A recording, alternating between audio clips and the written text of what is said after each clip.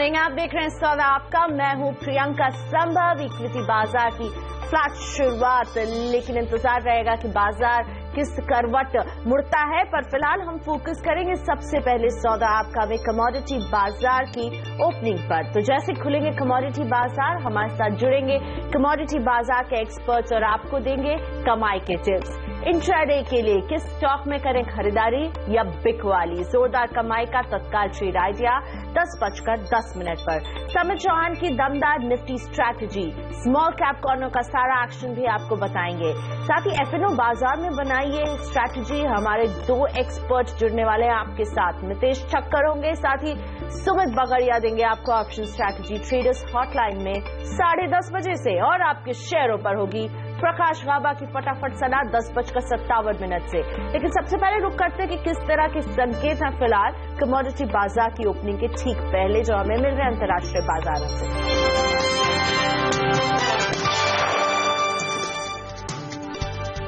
Dollar 13.5 साल की ऊंचाई पर चला गया। अमेरिका में अगले महीने ब्याज दरें बढ़ने की संभावना और ट्रंप सरकार की ओर से निवेश बढ़ाने की खबरों से डॉलर को सपोर्ट मिल रहा है। डॉलर इंडेक्स 100 के पार चला गया। हालांकि गौर करने वाली बात है कि आज डॉलर की इस उछाल के सामने रुपए ने संभलने की कोशिश की है और हमने देखा है रुपए की 5 पैसे मजबूत शुरुआत हुई है कल के क्लोजिंग के वजह से।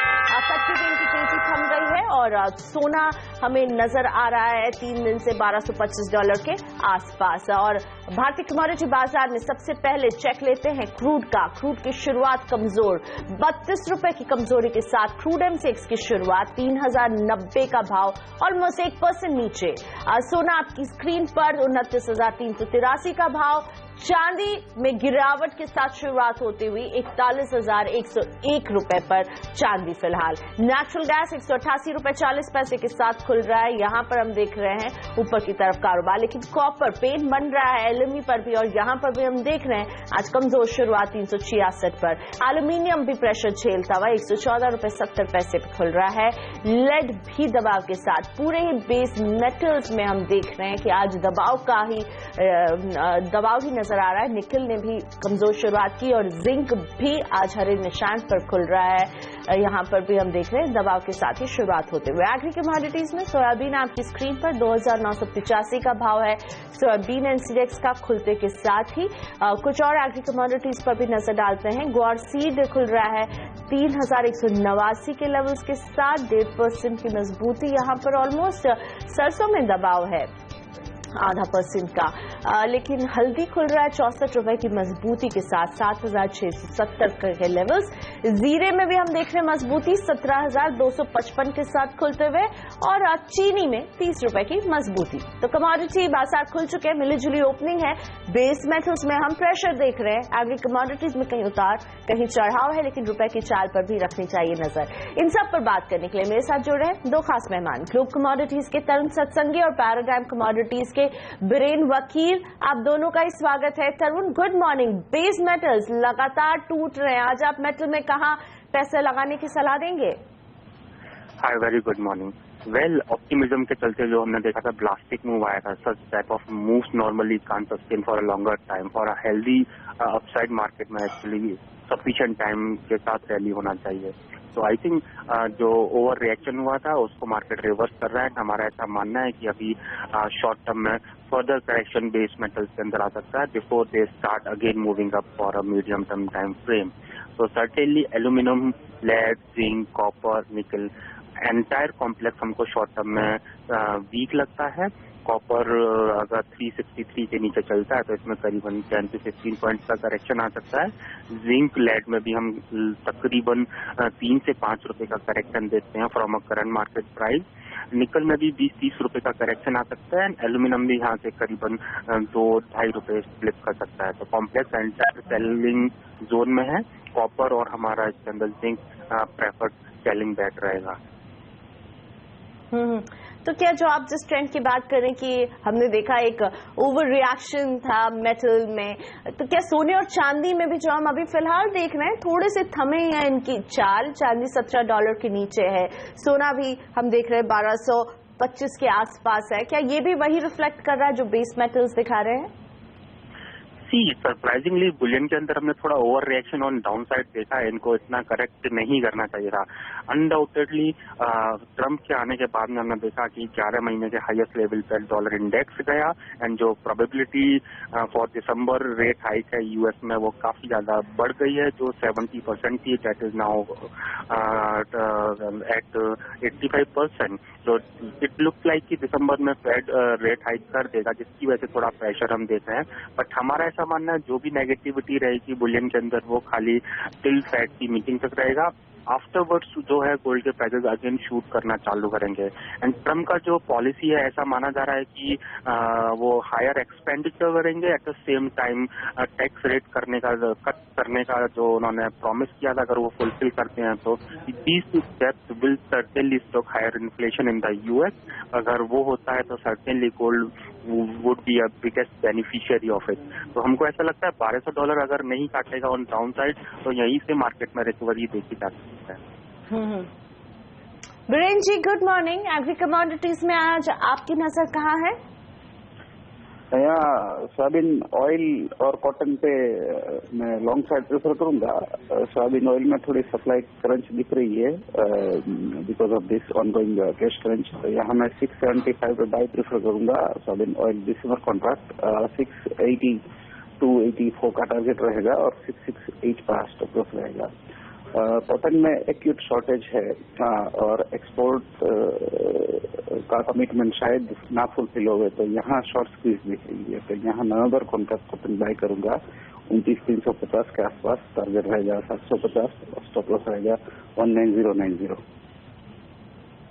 ओके, सो कॉटन नवंबर कॉन्ट्रैक्ट में खरीद की सलाह बीरेन आपको दे रहे हैं। दूसरी कमोडिटी जो आज बीरेन के रडार में है वो है सोया तेल, और सोया तेल में भी इनकी सलाह है खरीदिए दिसंबर कॉन्ट्रैक्ट। तरुण, कच्चा तेल लगातार दबाव में दिख रहा है, अब फिर से इसका भंडार बढ़ा है, क्या गिरावट और बढ़ेगी?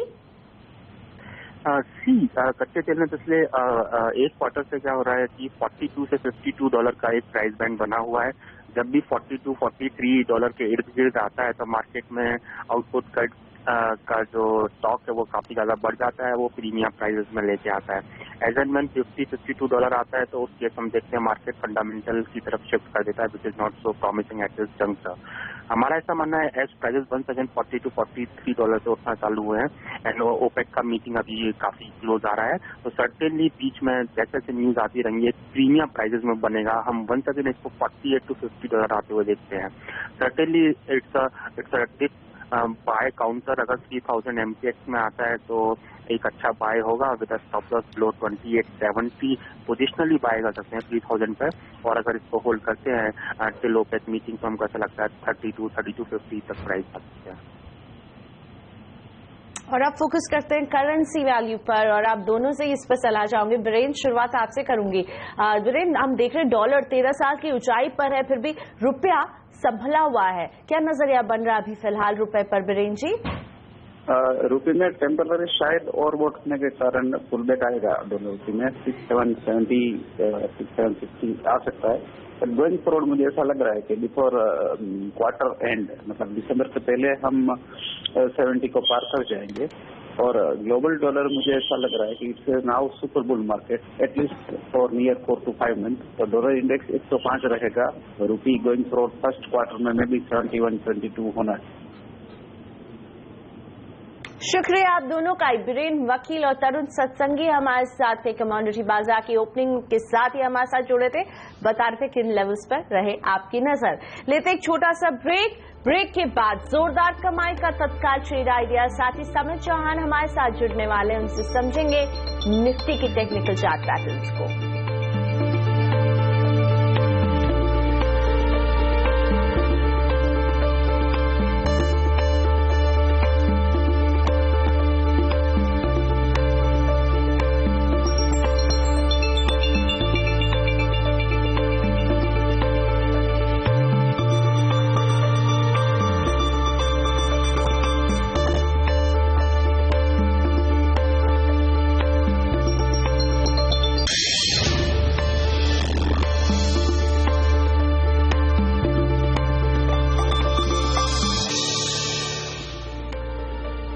बाजार की बात करें उससे पहले आपको बता दें मौजूदा बाजार में वो ट्रेडिंग आइडिया जिससे आप कर सकते हैं जोरदार कमाई। वक्त है तत्काल ट्रेड आइडिया जानने का।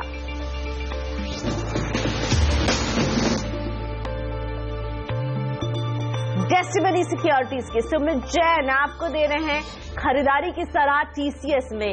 खरीदिए टीसीएस। इंट्राडे के लिए लक्ष्य 2240 पर रखिए नजर। स्टॉप लॉस लगाइए 2172 पर और इंट्राडे के लिए खरीद की सलाह टीसीएस। ये है तत्काल ट्रेड आइडिया सुमित जैन का।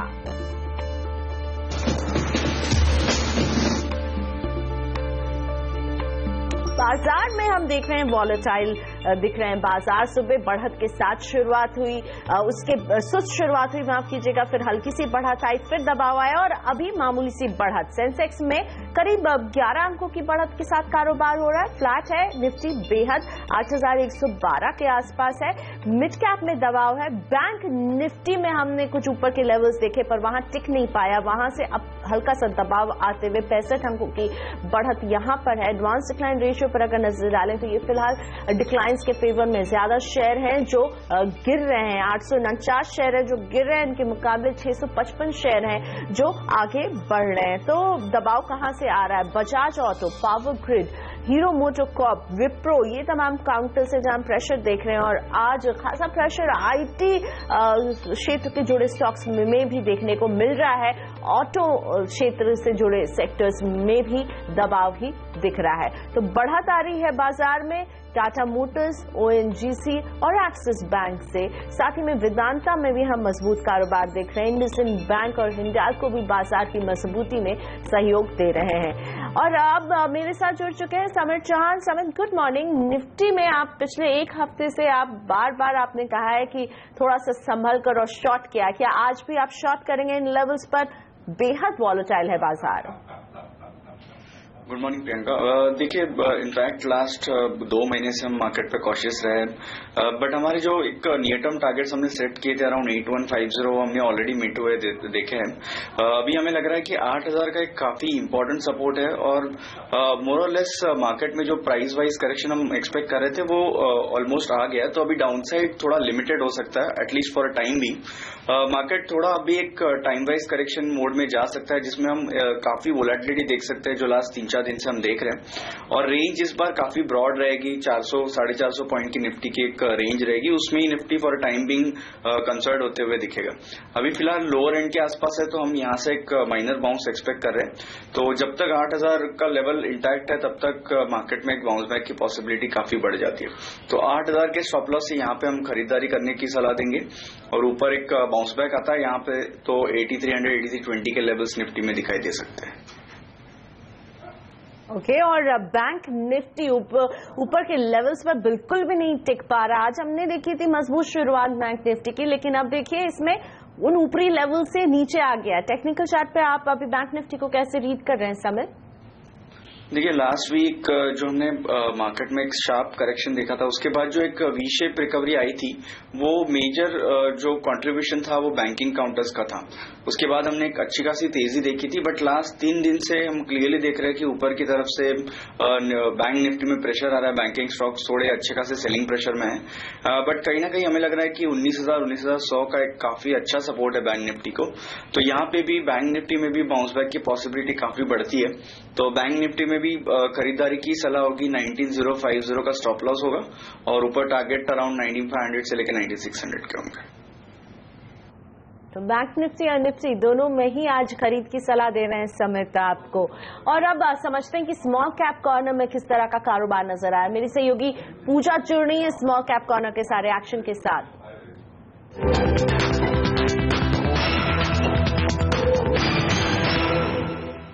स्मॉल कैप इंडेक्स इस वक्त कमजोरी के साथ कारोबार कर रहा है। इंडेक्स का एक चेक ले लेते हैं। करीब 50 अंकों की कमजोरी इस वक्त इंडेक्स में देखने को मिल रही है, लेकिन काफी सारे स्मॉल कैप शेयर ऐसे हैं जो कि हर निशान में कारोबार कर रहे हैं। कुछ गेनर्स की बात करें तो कैपिटल ट्रस्ट में करीब 4% की मजबूती। आज खबर भी आई है कि 19 नवंबर को बोर्ड की बैठक होगी जिसमें कि प्रमोटर्स को वारंट जारी करने पर विचार किया जाएगा। इसके अलावा जुबिलेंट इंडस्ट्रीज में 6% की मजबूती और आशिया इंटरनेशनल भी करीब 1.5% की मजबूती के साथ ट्रेड कर रहा है। और ऑटो एंसिलरी स्टॉक्स में आज फिर से हलचल है। कल भी हमने देखा था कि अच्छी तेजी इन तमाम स्टॉक्स में देखने को मिली थी और आज भी हिंदुस्तान कंपोजिट्स, ल्यूमैक्स और जीएनए एक्सिस, एक कुछ small cap auto ancillaries companies में भी करीब 2% की मजबूती के साथ आज ट्रेड कर रहे हैं। इसके अलावा केमिकल स्टॉक्स में भी आज एक्शन है। HOCL, तिरुमलाई और फिलिप्स कार्बन, इन सब में करीब 2 से 3% की मजबूती आज देखने को मिल रही है। और कुछ स्टॉक्स ऐसे हैं जिनमें कि कल सर्किट रिवीजन हुआ है और आज उनमें हम देख रहे हैं एक्शन देखने को मिल रहा है। एक्सिस कैट्स करीब 3.5% की मजबूती, अंसल हाउसिंग में 7% की मजबूती, वहीं डायमंड पावर करीब 4.5% की कमजोरी के साथ ही ट्रेड कर रहा है। कुछ स्मॉल कैप लूजर्स पर नजर डालें तो सुनील हाईटेक में लोअर सर्किट लगाए, काफी ज्यादा कमजोरी इस स्टॉक में देखने को मिल रही है। इसके अलावा MSP स्टील एंड पावर और ARSS इंफ्रा भी करीब 6% की कमजोरी के साथ आज कारोबार कर रहा है। शुक्रिया पूजा। इस अपडेट के लिए लेते एक छोटा सा ब्रेक। अभी हाजिर हो रहे हैं ब्रेक के बाद समिट की ट्रेडिंग टिप्स।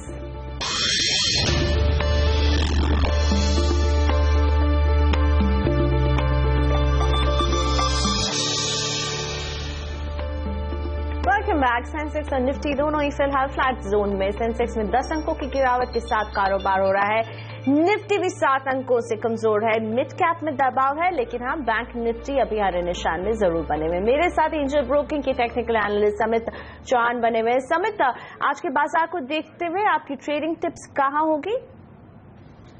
देखिए, हमें लग रहा है कि स्टॉक स्पेसिफिक एक्शन कंटिन्यू रहेगी। जो स्टॉक प्रेशर में है उनमें थोड़ा और वीकनेस देख सकता है, बट यहाँ पे हम लॉन्ग साइड में रहना चाहेंगे।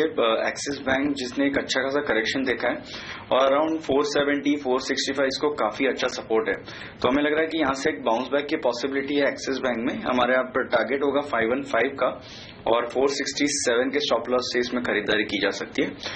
दूसरा बाय कॉल हमारा गोदरेज इंडस्ट्रीज में होगा, जिसमें नियरली लास्ट 3 वीक्स में ये स्टॉक में 15 to 18% का करेक्शन देखा है हायर लेवल से, बट अभी एक अच्छे खासे सपोर्ट के आसपास ट्रेड कर रहा है। 380, 385 काफी स्ट्रॉन्ग सपोर्ट है वीकली चार्ट्स पे, तो हमें लग रहा है कि यहाँ पे भी एक बाउंस बैक आ सकता है। 4144 का हमारा टारगेट होगा और 365 के स्टॉप लॉस से इसमें खरीदारी की जा सकती है। तो 2 जगह खरीदारी की सलाह देते हुए समित यहाँ पर आपको एक है इनकी पसंद गोदरेज, जिसमें ये लक्ष्य देख रहे हैं 414 का स्टॉप लॉस 365 पर रखिए और गोदरेज में है बाय की सलाह। दूसरी पिक एक्सिस बैंक है, 515 के टारगेट पर नजर रखनी चाहिए और खरीदारी की सलाह एक्सिस बैंक में। शुक्रिया समित, हमारे लिए आपने वक्त निकाला और इसी के साथ सौदा आपका में भी वक्त हो गया एक छोटे से ब्रेक का, और ब्रेक के बाद FNO बाजार का सारा एक्शन MiteshChakkar.com के मितेश चक्कर और चॉइस ब्रोकिंग के एसोसिएट डायरेक्टर सुमीत बकड़िया होंगे आपके साथ ट्रेडर्स हॉटलाइन में।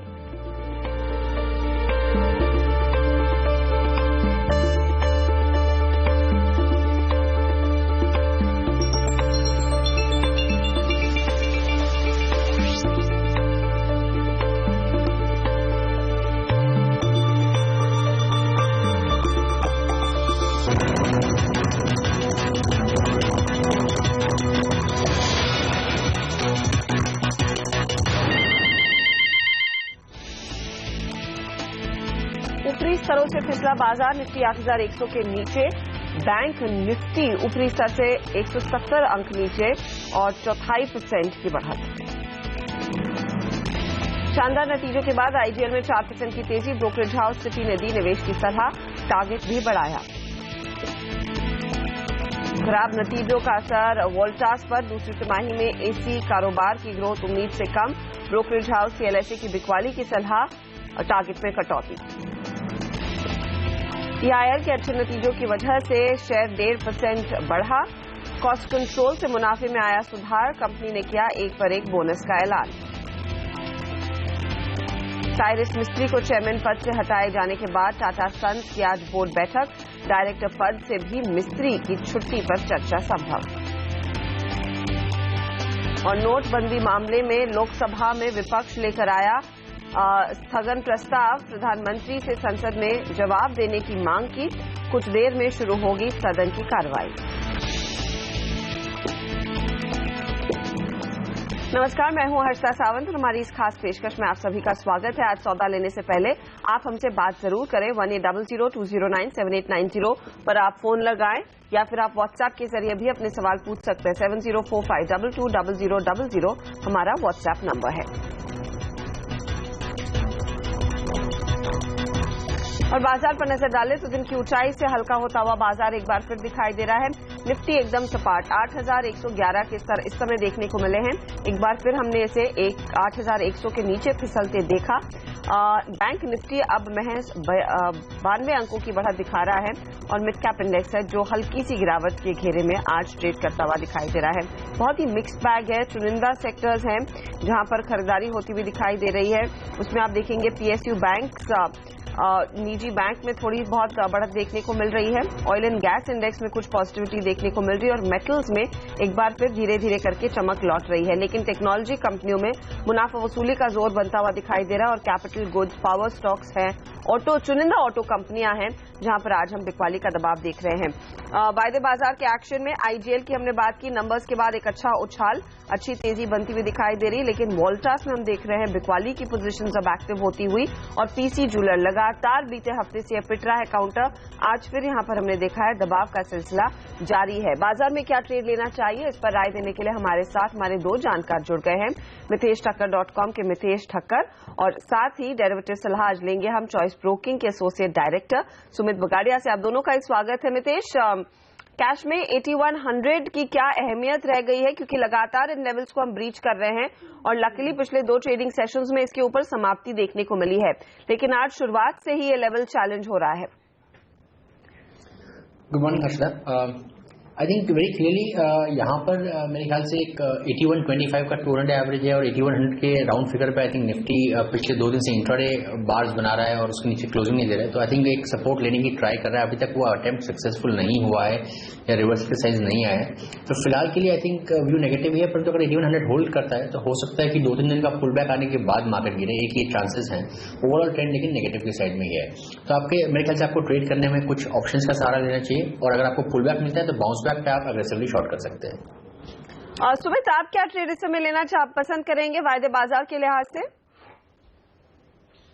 8090 के नीचे हर्षदा ब्रेक होता है तो फिर एक सेल का व्यू लेके काम करेंगे। 8090 स्पॉट लेवल के हिसाब से ब्रेक होने के बाद सेल का ट्रेंड बिठाए। 8151 जो कि आज का हाई है वो स्टॉप लॉस होगा और नीचे में टारगेट 8020 और 8000 के होंगे। अगर ऊपर में 8151 ब्रेक होता है तो ही बाय का व्यू लेना है, अदरवाइज बाय का व्यू नहीं लेना है और कन्विंसिंग ट्रेड 8090 के नीचे लेना है सेल का। चलिए, तो दबाव के घेरे में बाजार साफ तौर से बनता हुआ दिखाई देगा, लेकिन आज सभी की नजरें टाटा ग्रुप कंपनियों पर एक बार फिर है, क्योंकि देखिए थोड़ी देर में टाटा सन्स की बोर्ड बैठक शुरू होने वाली है। इसमें साइरस मिस्त्री को हटाए जाने के बाद पहली बार रतन टाटा और मिस्त्री आमने सामने होंगे। बाजार भी इस बैठक पर नजर बनाए हुए हैं कि बैठक क्यों अहम है। जाने के लिए चलते हमारे सहयोगी आशीष वर्मा के पास। आशीष, इंटरेस्टिंग होगा, साइरस मिस्त्री और रतन टाटा आमने सामने होंगे इस बैठक में, लेकिन क्या अहम चीजें हैं जो शायद बाजार सुनना चाहेगा या फिर उस पर रिएक्ट करना चाहेगा? ये एक और इंटरेस्टिंग और मेरे ख्याल से बेहद इंटरेस्टिंग मोड़ आएगा। अब से कुछ ही देर बाद वो जो बॉम्बे हाउस है यानी कि टाटा ग्रुप का जो आइकॉनिक हेडक्वार्टर्स है वहां पे ये बैठक की शुरुआत होने वाली है। हालांकि रिपोर्ट सजेस्ट कर रही हैं कि इस बोर्ड मीटिंग के एजेंडा में साइरस मिस्त्री का डायरेक्टर पदभार से रिमूवल इस समय एजेंडा में नहीं है। रिपोर्ट्स ये भी सजेस्ट करें कि शायद साइरस मिस्त्री अपने कार्यकाल का एक प्रेजेंटेशन तमाम बोर्ड मेंबर्स को दें। हालांकि वो हॉस्टाइल बोर्ड को फेस करने वाले हैं, ये बात अलग है। ये पहली बार होगा। मिस्त्री साहब को अक्टूबर 24 को निकाला गया था, उसके बाद पहली ये टाटा सन्स की बैठक है। साथ साथ ये पहली बैठक होगी 2 बोर्ड मेंबर्स को जो इंडक्ट करा गया है, टीसीएस के एमडी और सीईओ एन चंद्रशेखरन और साथ साथ जेएलआर के जो सीईओ हैं रैल्फ स्पेथ साहब, वो दोनों इंडक्ट करे गए थे और उनकी पहली ये बोर्ड मीटिंग होने वाली है। कहा जा रहा है जो अब तक सिलेक्शन कमेटी की जो नए चेयरमैन के चुनने के लिए जो सिलेक्शन कमेटी बनाई गई थी उसमें जो अब तक का प्रोग्रेस है उस पर इस कंपनी का बोर्ड विचार करने वाला है और कई सारी रिपोर्ट सजेस्ट करती हैं। इनफैक्ट इस बात का ध्यान रखें कि एन चंद्रशेखरन साहब एक फ्रंट रनर हैं। आपको याद होगा जब ये आउस्टर हुआ तो मिस्त्री कैंप बहुत हाईलाइट कर रहा था कि एक लीगल बैटल शुरू करना चाहेंगे, वो एक लीगली चैलेंज करना चाहेंगे चेयरमैनशिप के पदभार से जो मिस्त्री साहब को निकाला गया है, क्योंकि उनका कहना था कि एक गलत तरह से निकाला गया था, लीगली चैलेंजेबल है, क्योंकि बोर्ड ऑफ डायरेक्टर्स को उस समय टाटा सन्स के कोई लीगल नोटिस या कोई नोटिस सर्व नहीं करा गया था उनके रिमूवल पे। और जब रतन टाटा साहब को इंटरिम चेयरमैन बना दिया गया था। तो आज की बोर्ड बैठक के बाद एक तो वो सिलेक्शन कमेटी का प्रोग्रेस कहां तक पहुंचा है, शायद उस पर कुछ अपडेट शेयर हो। दूसरा सबसे इंपॉर्टेंट कि इस टाटा सन्स की बोर्ड मीटिंग में क्या मिस्त्री साहब को डायरेक्टर पदभार से भी निकालने के लिए कुछ कदम उठा दिए जाते हैं। और तीसरी सबसे इंपॉर्टेंट बात होगी, क्या इसके बाद मिस्त्री साहब फाइनली लीगली अपने आउटस्टर को चैलेंज करेंगे या नहीं। ये सब इंपॉर्टेंट पॉइंट्स होंगे। मेरे ख्याल से आपसे कुछ ही मिनटों बाद वो बैठक की शुरुआत होने वाली है। शुक्रिया आशीष इस जानकारी के लिए। तो इस बड़ी खबर पर हमारी नजरें बनी रहेंगी। इस बीच शक्तिकांता दास इकोनॉमिक अफेयर्स सेक्रेटरी बात कर रहे हैं, सुन लेते क्या कहा जा रहा है। has considered various representations and government also has been getting representations both from various sections of society as well as from state governments, and based on that certain decisions have been taken which mainly pertain to issuance of certain operational guidelines following the decision of the government to withdraw the legal tender character of the old 500 and 1000 rupee notes. These are mainly operational guidelines to deal with certain sections of the society, certain sections of our economy. As you know, there are totally 7 points which I would like to highlight. And as you know, agriculture is an important component of our economy. This year the monsoon has been good and the agricultural production, it has shown very good growth in the current year. Farmers and the rural sector form an important component of our economy. They are very important to our economy. Large sections of people, large section of population depends on agriculture. And the Rabi season, we are also at the commencement of the Rabi season. So therefore, to ensure the proper that the sowing takes place properly, to ensure that the farmers get smooth supply of agricultural inputs like fertilizers and other items, the government has decided that, as you know, crop loans are sanctioned by the various banks subject to certain limits. Now it has been decided therefore by the government to permit the farmers to draw up to ₹25,000 per week against the crop loans sanctioned and credited to their accounts, subject to the limits, because the farmers, depending on their holding and which crop they are raising, they get various, there are limits up to which these loans are sanctioned. And this will also apply to the Kisan credit cards. So up to 25,000 rupees per week, the farmers can draw in cash. And these accounts have to be in the name of the concerned farmer. The accounts will have to be naturally KYC compliant, and as I said earlier, this will be subject to the loan limits. The second decision which has been taken by the government is that, as you know, the farmers go to the APMC markets or the agricultural mandis which we have in various parts of the country. And the agricultural producers marketing committees run these mandis. So farmers who sell their produce, agricultural produce of the last season, the Kharif season, who sell their produce in the mandis, and these produces are, as you know, purchased by the traders. So the government has decided that the payments which the farmers receive, either by way of check, which is deposited into the bank account of the farmer, or which is credited to by RTGS method into the bank account of the farmer. From that account, the farmers can draw up to 25,000 rupees per week. It has to be naturally from the farmer's own account. And let me also add that these accounts have to be KYC compliant. This is the second decision which the government has taken. So this will enable the farmers to have cash in their hands and to carry on with their normal agricultural activities in terms of purchasing inputs or in terms of purchasing seeds and their other requirements. The third decision that has been taken by the government is that, as you know, we have these APMC markets, mandis, as I mentioned. So the traders who are registered with the APMC markets, they will be permitted to draw rupees 50,000 per week. And like business entities, we have already the government has permitted that business entities also are permitted to draw 50,000 rupees per week. So similarly, the registered traders with the APMC markets also will be permitted to draw 50,000 rupees per week, because they have various sundry cash requirements of payment of wages on a daily basis to the workers and other sundry expenses. So this will facilitate smooth procurement process in the mandis and will help the farmers to sell their produce without any difficulty. And these accounts of the traders, registered traders, naturally will have to be KYC compliant accounts. I would like to mention that all the cases where government is very particular that these accounts will have to be KYC compliant.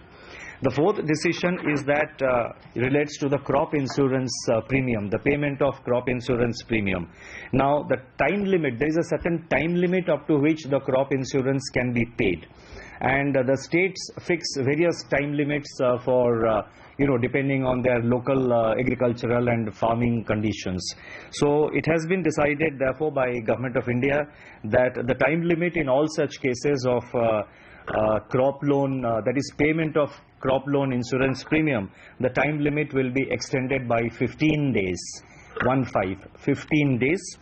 This will help the farmers to sort of pay their crop insurance premium and avail the benefit of the crop insurance. The fifth point relates to the wedding ceremonies which are being conducted now. This is the wedding season, and representations have been received by the government, and the Honorable Prime Minister, the Honorable Finance Minister also have got a number of representations from various sections.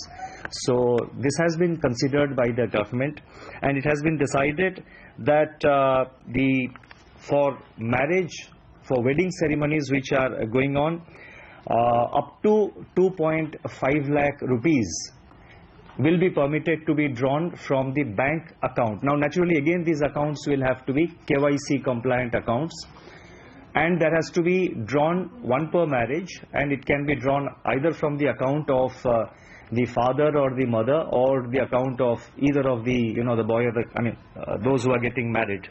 And let me complete please. And these accounts naturally will have to be subject to KYC. There has to be PAN details mentioned against the card, and a self-declaration also will be obtained that the money is being drawn only from one account, because it is possible that in a family there will be multiple accounts by the parents or by the son or by the daughter. So therefore there will be a self-declaration, and it is our expectation that the people will adhere to this norm. People in our country are generally law-abiding, and our expectation, government's expectation, is that people will abide by this rule, by this condition. And but nonetheless, just to enforce and to implement it effectively, a self-declaration will be obtained. The sixth point which has been decided by the government is that, as you know, over-the-counter exchange of notes. Now let me make it very clear, I am only talking of over-the-counter exchange of old 500 and 1000 rupee notes in return for the new cash. I am not referring to withdrawal from bank accounts. I repeat, I am not referring to withdrawal from bank accounts. I am only referring to exchange of notes, that is old 500 and 1000 rupee notes to get the new notes. In those cases, to enable larger number of people to get the benefit of exchanging their notes, to enable larger number of people to get this benefit, it has been decided that with effect from tomorrow, that is 18th of November, the existing limit of 4,500 rupees will be reduced to rupees 2,000, and this will be permitted only once per person, once against one account, or once per person. So therefore the indelible ink has been introduced, and this we hope will ensure that larger number of people are enabled to reach the counter to exchange their notes. And number 7, with regard to the central government employees up to Group C, including the equivalent levels in defense, in paramilitary forces, railways and central public sector enterprises.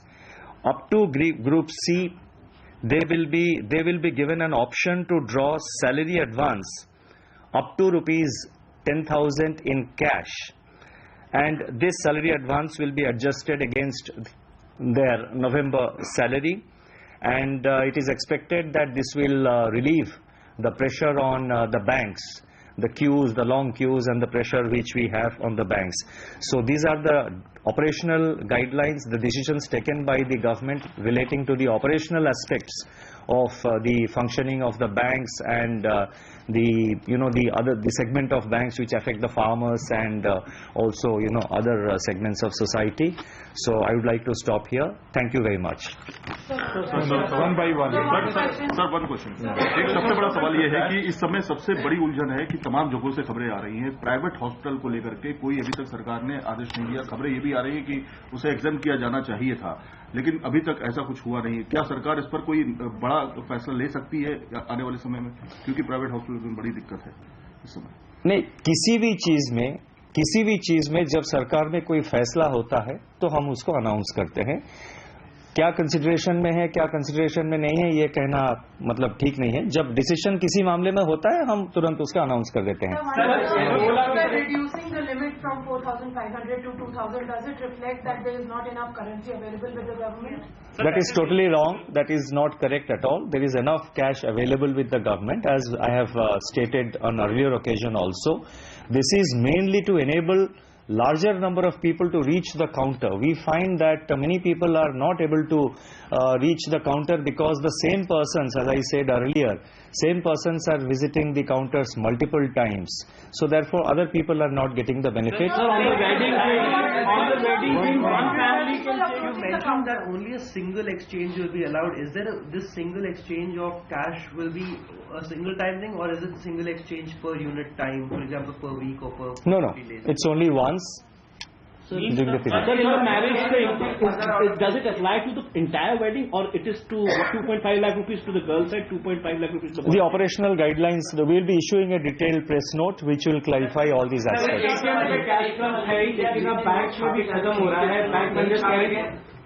Bank managers का कहना है कि ATM में तो पैसे मिल नहीं रहे लोगों को। बैंक में जब मैनेजर्स हैं वो भी कह रहे हैं कि बैंक में ब्रांच में पैसे नहीं है, तो आपने पैसों का अरेंजमेंट किया है क्या?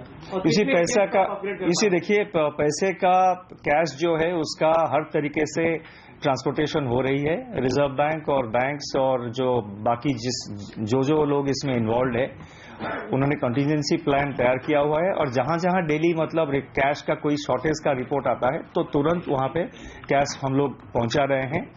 और एटीएम्स की जो बात कह रहे हैं उसके लिए एक टास्क फोर्स बनाई गई थी रिजर्व बैंक डिप्टी गवर्नर के अध्यक्षता में।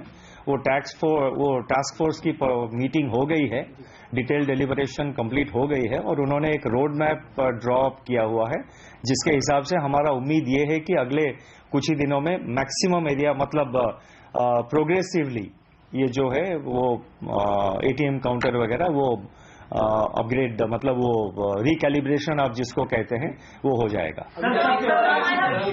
आरबीआई को छापने चाहिए थे 5,000-2,000 के, क्या उतने नोट नहीं छापे के जिसके कारण स्कार्सिटी देखी जा रही है? नहीं, जो एक्शन प्लान बनाई गई थी वो उस एक्शन प्लान के हिसाब से नोट प्रिंट्स हो रहे हैं। नोट प्रिंटिंग प्रेसेस के जो कैपेसिटी है वो कैपेसिटी 100%, इनफैक्ट कुछ केसेस में मोर देन 100% प्रोडक्शन कैपेसिटी में वो चल रहा है, और 3 शिफ्ट लोग काम कर रहे हैं, तो फुल कैपेसिटी प्रोडक्शन जारी है। डिनोमिनेशन के बाहर गए से एक डॉक्टर के पास से क्या आप इस बात को पता लगाने की कोशिश की 100 के नोट्स किसी बैंक से आए हैं या अगर बैंक की कोई मिली तो हमारे पास बहुत। इसे देखिए, इंडिविजुअल केसेस कहीं कुछ अगर मतलब जैसे आप कह रहे हैं कि कुछ 100 रुपी नोट्स कहीं पकड़े गए, उसका डिटेल्स जो लोकल अथॉरिटीज है सरकार की तरफ से, जो भी लोकल अथॉरिटीज है वो कार्रवाई करेंगे। Thank you. शक्तिकांता दास ने कई चीजों पर खुलासा किया है। उन्होंने 7 ऑपरेशनल गाइडलाइंस का ऐलान किया जिसमें खास तौर से कृषि क्षेत्र के लिए कुछ यहाँ पर प्रावधान लाए गए हैं। उन्होंने कहा है कि किसान अब अपने क्रॉप लोन अकाउंट से 25,000 रुपए विड्रॉ कर सकते हैं। अपने किसान क्रेडिट कार्ड से भी 25,000 रुपए विड्रॉ कर सकते हैं। हालांकि यहाँ पर उन्होंने एक चीज जो रखी है साफ साफ कि सभी अकाउंट्स में केवाईसी होना जरूरी है। यही नहीं, दूसरा जो प्रावधान आया है वो ये है कि जो पेमेंट्स किसान रिसीव करते हैं उसके लिए चेक या आरटीजीएस से जो ट्रांसफर हो रहा है उनके खातों में पैसा, उसमें से भी वो 25,000 रुपए विड्रॉ कर सकते हैं।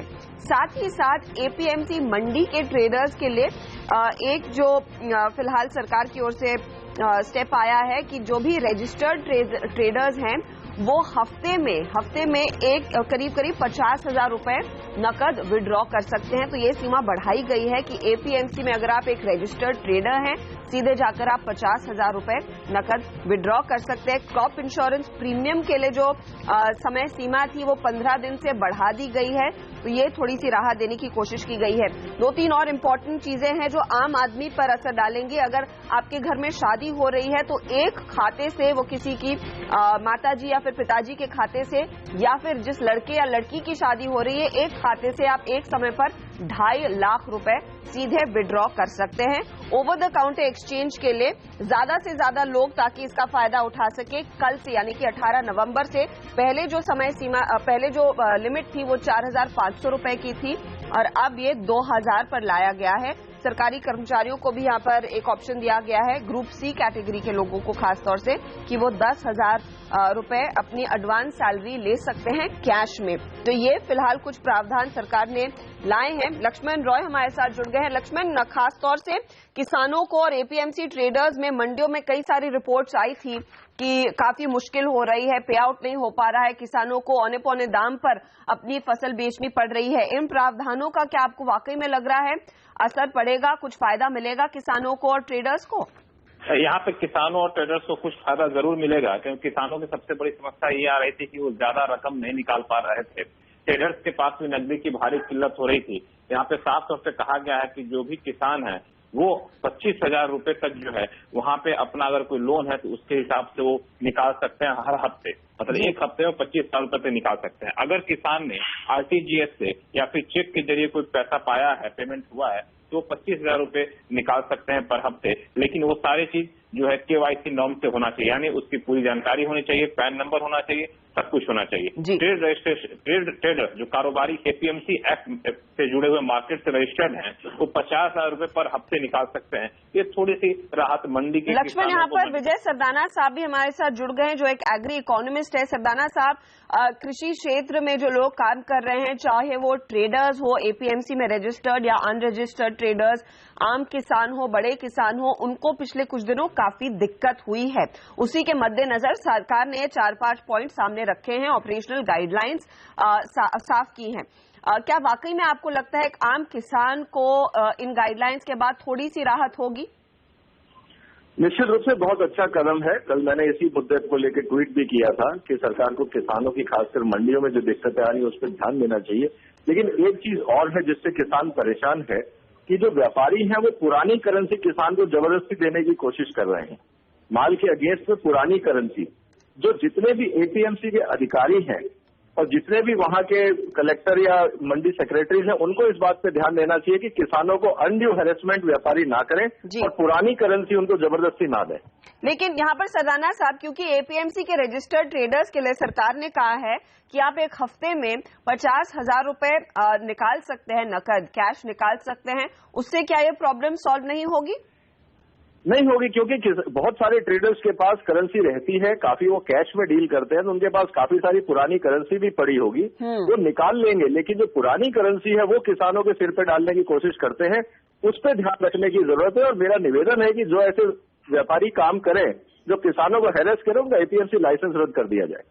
ओके, ये एक इम्पोर्टेंट पॉइंट है। लेकिन साथ ही ज्यादातर पेमेंट्स, जैसे शक्तिकांता दास ने कहा कि चेक और आरटीजीएस के जरिए भी हो रहा है, क्या उसकी मात्रा बहुत कम है आपके लिहाज से कि ज्यादा मंडियों में ट्रेड कैश से ही हो रहा है? ट्रेडिंग है वो कैश डील पे होती है, लेकिन ये जरूरी है कि किसानों को अब आरटीजीएस और कैश चेक पेमेंट करना शुरू कर देना चाहिए, लेकिन जो जैसे मैं आपको बताऊं, जो मुर्गी पालन किसान है उनकी ट्रांजैक्शन काफी हैवी लेवल पे होती है। जैसे 5 लाख 10 लाख रुपए पर ट्रक के उनकी ट्रांजैक्शंस होती हैं।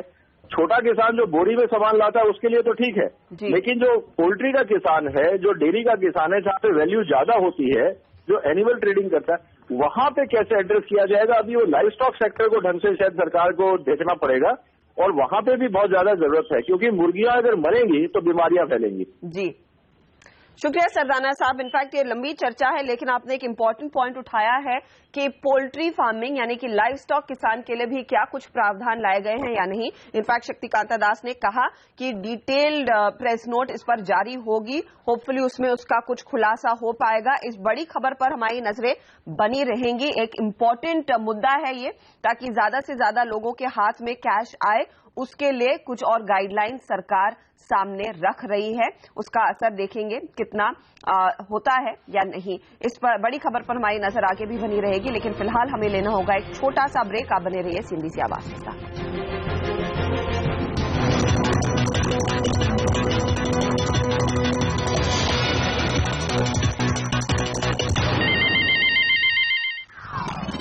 Intex Aqua Smartphone presents Top Stocks of the Day.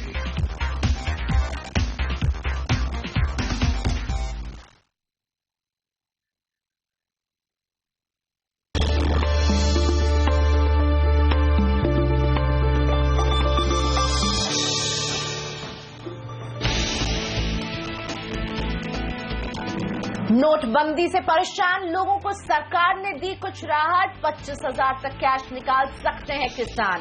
शादी के लिए एक बैंक खाते से 2.5 लाख तक कैश निकालने की भी छूट, लेकिन नोट बदलने की सीमा 4,500 से घटाकर 2,000 रुपए की। वहीं नोटबंदी मामले में लोकसभा में विपक्ष लेकर आया स्थगन प्रस्ताव। प्रधानमंत्री से संसद में जवाब देने की मांग। कुछ देर में शुरू होगी सदन की कार्यवाही। सीमित दायरे में बाजार, निफ्टी 8,100 के करीब, हालांकि बैंक निफ्टी करीब 0.5% ऊपर।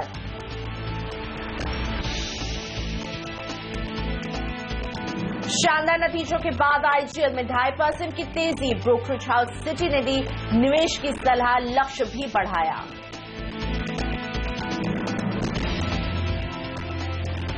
खराब नतीजों के चलते वोल्टास की पिटाई। दूसरी तिमाही में एसी कारोबार की ग्रोथ उम्मीद से कम। ब्रोकरेज हाउस CLSA की बिकवाली की सलाह, लक्ष्य में भी कटौती। EIL के अच्छे नतीजों के कारण शेयर 1.5% चढ़ा। कॉस्ट कंट्रोल से मुनाफे में आया सुधार। कंपनी ने किया एक पर एक बोनस का ऐलान। और साइरस मिस्ट्री को चेयरमैन पद से हटाए जाने के बाद टाटा सन्स की आज बोर्ड बैठक। डायरेक्टर पद से भी मिस्ट्री की छुट्टी पर चर्चा संभव।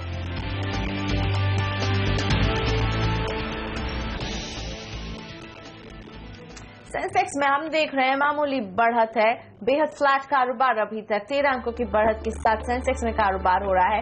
निफ्टी में 2 अंकों की गिरावट दर्ज हो रही है। 8,100 के ऊपर तो बना हुआ है, लेकिन यहां पर स्टक नजर आ रहा है। मिड कैप में दबाव है। बैंक निफ्टी संभलने की कोशिश कर रहे हैं और ऊपर की तरफ बढ़ते हुए 83 अंकों की बढ़त बैंक निफ्टी में अभी फिलहाल देखने को मिल रही है। एडवांस डिक्लाइन रेशियो डिक्लाइंस के फेवर में है। ज्यादा शेयर्स हैं जो लाल निशान में कारोबार कर रहे हैं, गिरावट के फेवर में है। ये 906 शेयर हैं जो गिर रहे हैं और इनके मुकाबले 633 शेयर हैं जिसमें हम बढ़त देख रहे हैं। और मेरे साथ जुड़ चुके हैं आपके शेयरों पर सलाह देने के लिए और बाजार को समझने के लिए प्रकाशगाबा.com के प्रकाश गाबा। Prakash ji, good morning. Nifty में आप जो मूवमेंट अभी देख रहे हैं इसे आप कैसे रीड करेंगे, क्या करेंगे अभी निफ्टी में? Good morning Priyanka. मुझे लगता है आज का लो सस्टेन करेगा, वेरी क्लोज सपोर्ट के आसपास है। बहुत अच्छा चांस है कि अपमूव मिल सकता है। 8,200, 8,250, हो सकता है 8,300 भी मिले। आज का लो है 8,090। मुझे लगता है ये सस्टेन करेगा, यहाँ पर होल्ड है। और अब हमारे साथ जुड़ रहे हैं खास मेहमान निखिल वोरा, फाउंडर और CEO सिक्स्थ सेंस, और उनसे बात करने के लिए मार्केट एडिटर अनिल सिंह भी हैं मेरे साथ मुंबई स्टूडियो से। शुक्रिया प्रियंका। निखिल जी गुड मॉर्निंग, स्वागत है आपका CNBC आवाज पर। क्योंकि हमारे दर्शकों को बताऊं, निखिल जी मार्केट के साथ साथ खास तौर से हिंदुस्तान में बहुत कम ऐसे एक्सपर्ट हैं जो एफएमसीजी स्पेस पर गहरी पकड़ रखते हैं, कंजम्पशन पर बहुत ही बेहतरीन राय रखते हैं और इन्होंने काफी ऐसे स्टॉक्स में, काफी कंपनियों में निवेश किया है जो कंजम्पशन से जुड़ी हुई है। इस वक्त जो सरकार का एक्शन हुआ है बड़े नोटों को बैन करने का, उसके बाद कंजम्पशन स्टोरी पर बड़े सवाल उठाए जा रहे हैं, तो इसीलिए हमने निखिल जी को बुलाया आज इस खास चर्चा में। सबसे पहले तो ये बताएं निखिल जी कि जो लोग बड़े डरे हुए हैं कि कंजम्पशन हिंदुस्तान की सबसे बड़ी स्ट्रेंथ थी वो ढीली पड़ जाएगी, ये डर सही है क्या? मुझे ये लगता है कि अगर हम डायरेक्ट इम्पैक्ट देखें आज तो क्लियरली इम्पैक्ट बहुत ही ज्यादा है। My sense is that across the board in consumer domain, discretionary, non discretionary, the hit शायद 50 to 70% हिट होगी आज as of date. But it's a very small price to pay for living in dignity over a period of time, and I think that's really very important because आज हमारा concern frankly is more about markets today and tomorrow. Right. But as time evolves, I think market participants will also change. For them also ये एक period है जहाँ पे जो बहुत ही near term traders है या जो कैश में बिजनेस कर रहे थे, मे बी उनके लिए ये सही मार्केट नहीं है, and they should have a normal death in some form. They are not part of a real economy. So I think over a period of time ये बहुत ही अच्छा move है. It's like I have always said, it's a dramatic move, it's a drastic move, and I still think it's a dream move. Okay. एक बार, for once, every money in the system will be accounted for. Now to regenerate that entire capital back in an unaccounted form, I think firstly it's a very difficult task and it was going to take a lot longer. So by that time, hopefully, Indians will learn to live in a cashless economy. So consumption में hit हो रही है. आज आप कोई भी companies में बात करें या on ground आप feel करें, तो like I said, across the board there is challenge. मुझे लगता है GSK ने अपनी Horlicks plant अभी थोड़े वक्त के लिए बंद करी हुई है. Reckitt might be losing around 10 crore per day right now. Emami की सीजन ओवरसी निकल जाएगी. So I think levers will have a issue with their large packs. So I think across the board there is impact, but as we move forward ये पूरी life cycle में ये बहुत ही छोटा इम्पैक्ट लगेगा. सो अगर हम स्टॉक मार्केट को थोड़ी देर के लिए साइड में रखें, I think this is a move which is obscenely great, and there are only 3 hiding spots in this country for cash. आप रियल एस्टेट में डालते थे, आप ज्वेलरी में डालते थे, and political money was there. Right. I think frankly the good part about 95% of Indians is that they were never part of these 3 framework. Right? तो उनके लिए तो legal capital नहीं था अभी तक. There is some bit of unaccounted money which is coming back. Gold probably शायद सबके पास है. But again, if you take broader spectrum, I don't think the extent is too damaging. Right. So I think it's something which people will adapt, change. We've seen that historically happen. तो demat शुरू हो गया, किसी को पता नहीं चला, physical form बंद हो गया, एयरलाइन टिकटिंग चेंज हो गई, एयरलाइन एजेंट्स मर गए. So I think lot businesses have their life cycle. I think unaccounted money, illegal money in India had a very very long life cycle. वो life cycle खत्म होने की जरूरत थी, and I think that's what is this. Nikhil, आप तो stock market के साथ साथ कई स्टार्टअप्स में पैसा लगाते हैं, उन्हें आइडेंटिफाई करते हैं उस समय जब ये बिजनेस बहुत जाने माने नहीं होते या बहुत छोटी स्टेज पर होते हैं. ये बताइए कि ये जो मूव हुआ है इससे किस तरह के बिजनेस को खतरा है? कौन से बिजनेस बंद हो जाएंगे, कम हो जाएंगे, आउट ऑफ फेवर हो जाएंगे?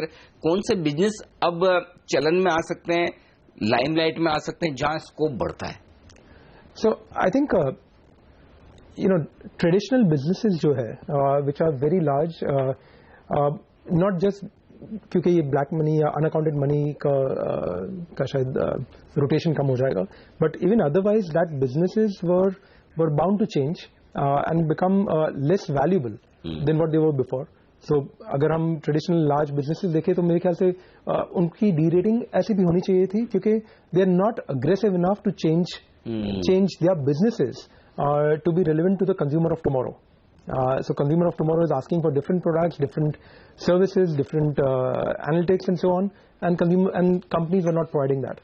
So मेरे ख्याल से traditional businesses will get derated, which includes all the names that you can think of today, which includes the entire consumer pack, for instance, right from ITC to a Lever to a United Spirits and so on, Dabur, Marico and so on. I think वो सब derate over a period of time हो गए. Okay. These even Asian Paints. See, Asian Paints थोड़ा different है. They'll get derated for a temporary period, but paints as a business में market share बहुत change नहीं होते. At best, there are 200 bips plus minus market share points, and there are only 4 players in that category. Right. So it's a in some form a duopolized or a monopolized market. So that will continue. But I think a lot of other players who जहाँ पे competition होना चाहिए और हुआ नहीं है, I think those are the players which will get derated. Re-rating या जो businesses which will become relevant, मेरे ख्याल से एक तो dairy businesses हैं जो बहुत ही regional businesses थे till date. I think they'll become pan India. Because a lot of unorganized and unbranded and regional markets will actually change course. Okay. So, मेरे ख्याल से वो could be a very good listed category to look at. Second would be all the payment companies, and मेरा bias है Paytm पे. I'm a investor in that. काफी शुरुआती समय में आपने पैसा लगाया था Paytm में. तो but I think payment gateways will become very very relevant. People will start to transact in that method. लेकिन उसमें listed space में stocks हैं क्या? उसमें नहीं है. Over the next 2-3 years, I'm sure you will start to see a new wave of businesses which will get listed. I'm sure exchanges शायद in the next 6 months to a year, exchanges could become a very large portion. Should that value capture be anywhere from 50 to 60,000 crores in exchanges as a space? I think हो सकती है.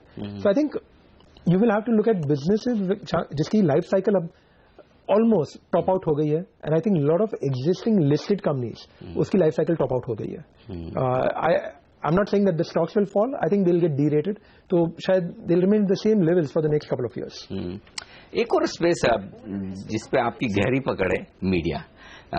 और media में भी क्या फिर ये consumption hit जो आनी है आएगी, और यदि हाँ तो फिर मीडिया स्टॉक्स में क्या किया जाए? So like I've always said, I think near term everyone without exception is getting hit. So एक तो वो एक uniformity है, be it consumption, non-consumption, because eventually there is a linkages which is there in distribution, supply chain, people wanting to spend and so on. So I think across the board there is a hit.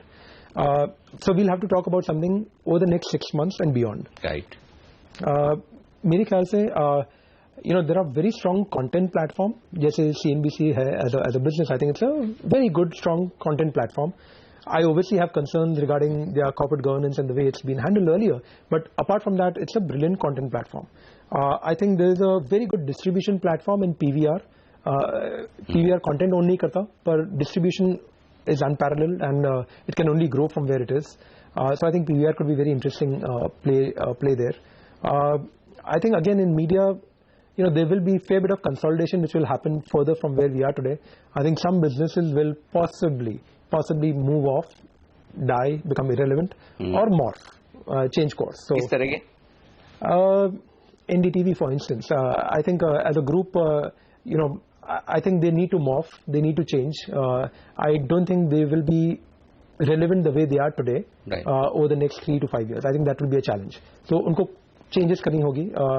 I don't want to speculate what it should be, but I think they will clearly change. Right.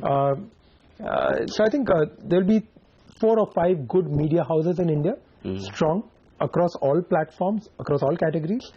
So you will have a Z Group which is there, maybe CNBC as a group which will be there, and you'll have a couple of more.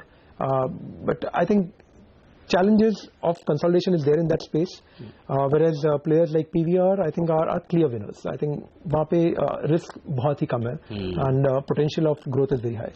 Nikhil, generally जो first analysis आया ये सारे note ban का, तो लोगों को लगा कि एक जगह फायदा साफ दिखता है, वो है बैंक्स और खासतौर से पीएसयू बैंक्स.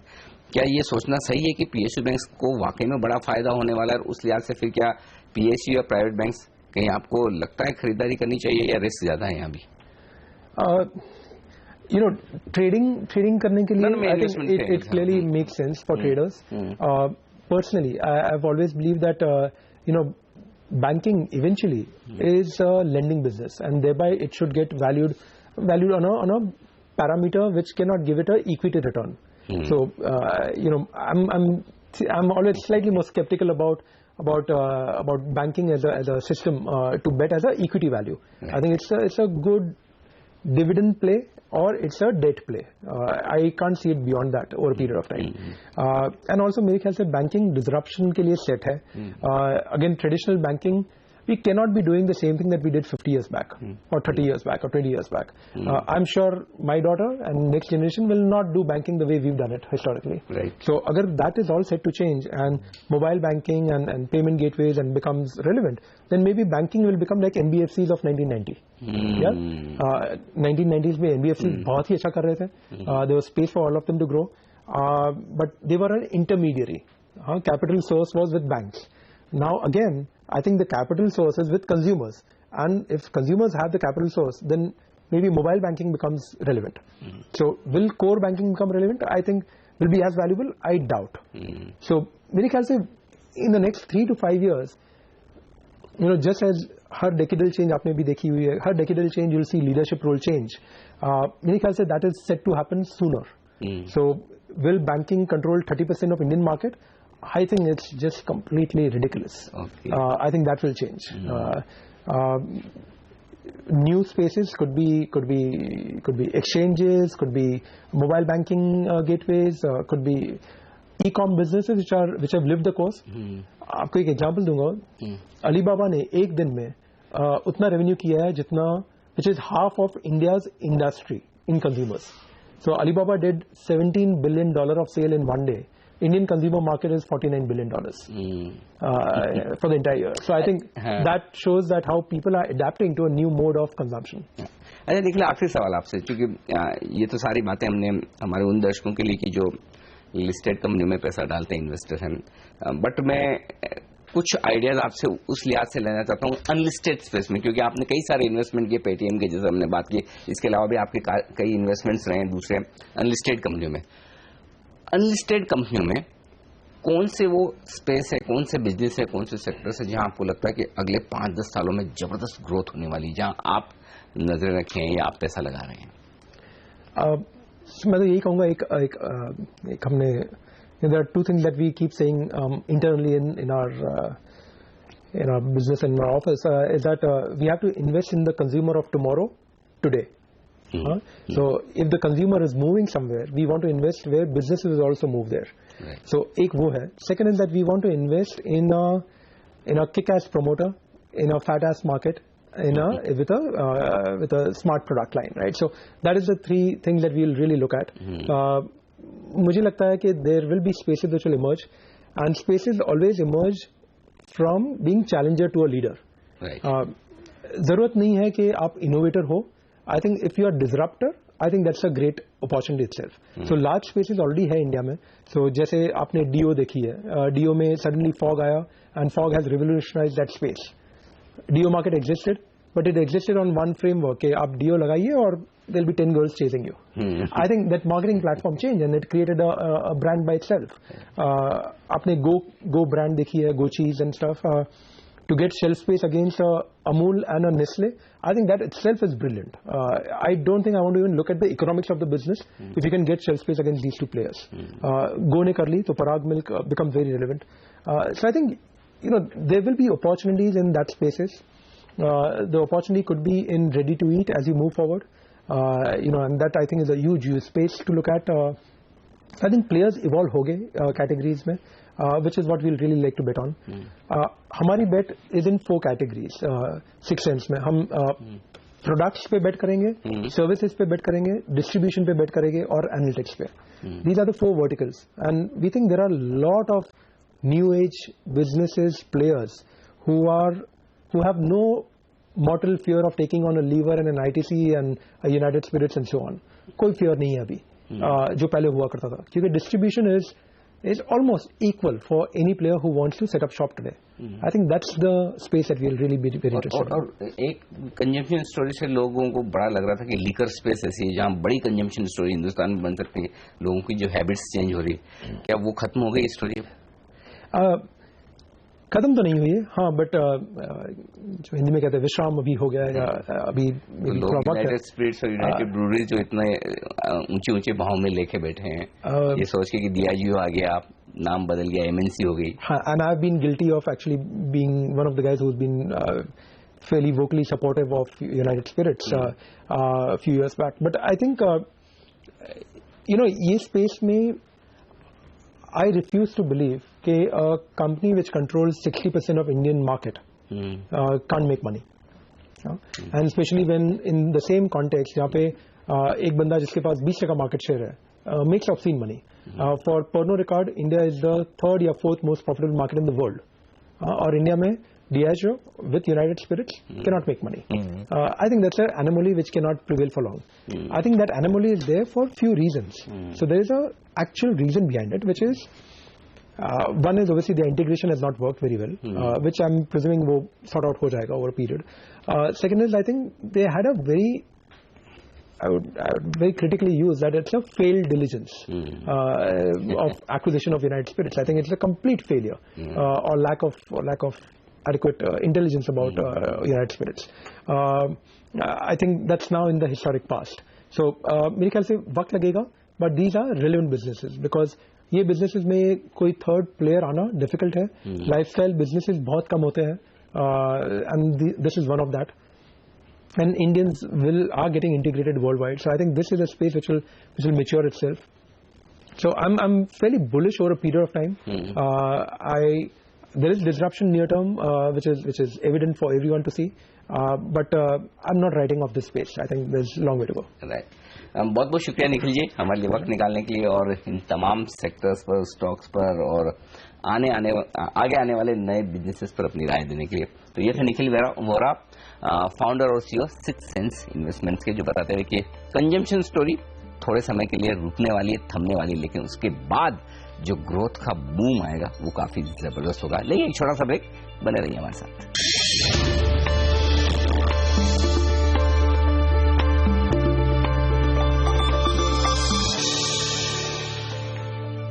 बाजार में दिख रही है थोड़ी रिकवरी. मेरे साथ प्रकाश खाबा बने हुए हैं. प्रकाश जी, बाजार के इस उतार चढ़ाव भरे मूड में आपकी ट्रेडिंग टिप्स?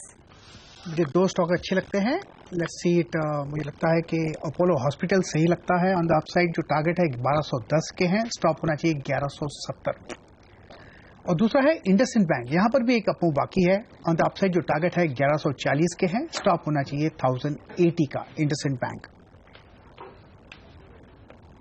शुक्रिया प्रकाश साहब आपका, आपने वक्त निकाला हमारे इस शो के लिए.